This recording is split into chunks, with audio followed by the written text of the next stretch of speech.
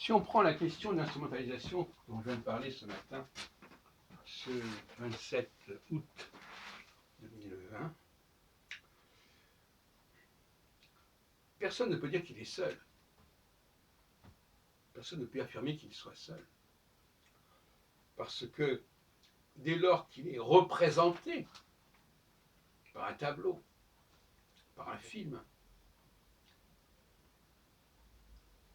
et donc qu'il est regardé par des personnes qui sont des inconnus, vous connaissez cette situation assez étrange de quelqu'un qui vient vous voir parce que vous avez vu à la télévision et vous ne le connaissez pas. Ce sont des situations un peu bizarres quelque part. Cette personne vous connaît, vous suit et vous ne la connaissez pas. Et non seulement cette personne, il peut y avoir des centaines de personnes comme ça par rapport à vous. Je dis moi, ça peut être n'importe qui. Pas n'importe qui, mais enfin, c'est pas propre à une personne en particulier. Donc se donner à voir, c'est une forme de générosité remarquable. Se montrer sur les ondes, notamment.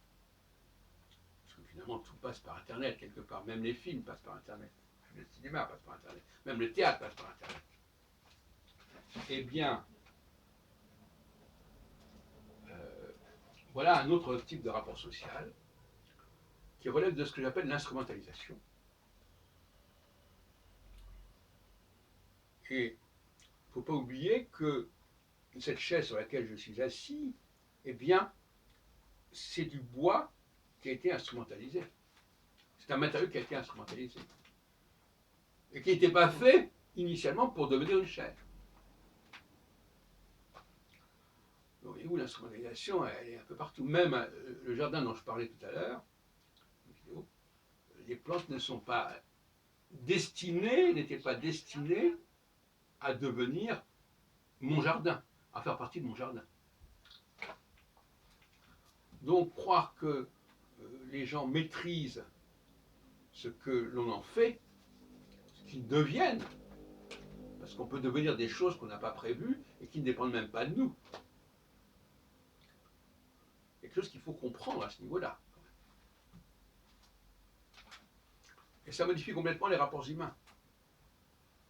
Au fond, il y a une toute petite minorité de gens qui suffisent à nourrir l'humanité en tous ses aspects intellectuels, etc. etc.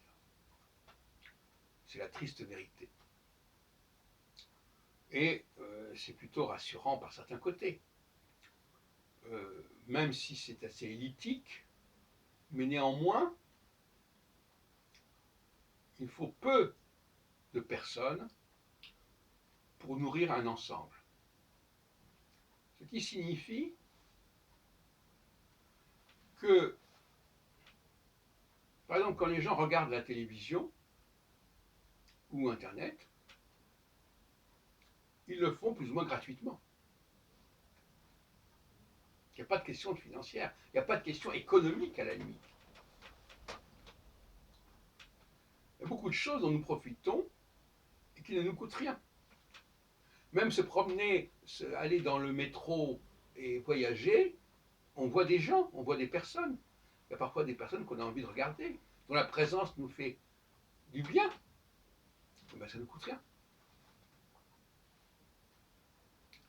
Le seul domaine qui soit coûteux, c'est l'alimentation, c'est le fait de